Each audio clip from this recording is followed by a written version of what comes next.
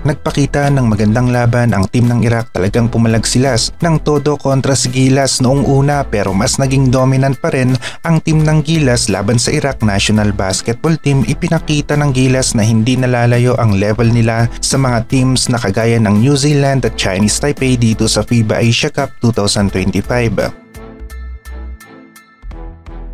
Kung sa may laban ay may laban talaga ang Gilas at tignan natin baka ang Australia pa ang ma-upset ng Gilas dahil nakikita natin malulusutan ng Gilas o mananalo ang Gilas laban sa second placer ng Group C at Saudi Arabia naman ang may malaking chance na maging ang second placer ng Group C. Nagawa ng Saudi Arabia na manalo kontra sa team ng Jordan na tinalo naman ng Gilas sa kanilang tune-up game. Kahit na naging mainit ang shooting ng Iraq sa umpisa, 2 tres kaagad ang naipasok nila at sila pa nga ang nakakalamang. Ito ay noong unang quarter pero Gilas naman nagagawang makabawi at AG Edu maagang nagpakawala ng tres pambawi para sa Gilas team na nasundan pa nila ni Scottie Thompson ng isang alley-oop play.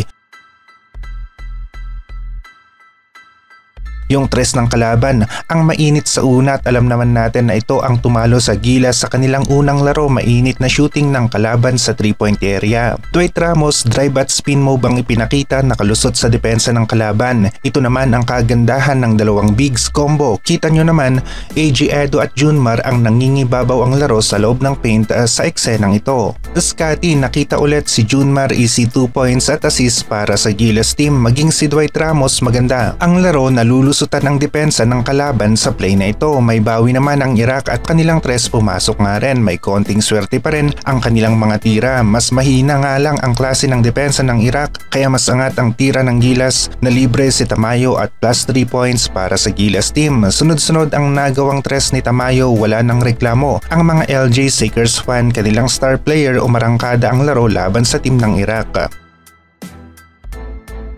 Gustong gusto ng mga fans ang laro na ipinapakita ng Gilas, maging si Seiji Perez, swak na swak ang tres at siguro naman ngayon positive lahat ang comment. Gilas boys natin panalo at pure hater na lamang ang magkokomento ng negatibo sa panalong ito ng Gilas team. Kevin Kiambao, alley-oop play mula kay Seiji Perez, tagumpay. Kiki ulit, atake sa basket, pabord na tira, end one pa nga pero referee natulala, nakalimutan na pumito. Merong pa isa-isang magandang play ang Iraq pero hindi ito sasapat para matalo at makahabol sa Gilas team. Ito lang ang ayaw natin. CTC gustong maging Coach Chot 2.0, small ball, no Fajardo at Eto, yan tuloy inatake ang loob ng paint.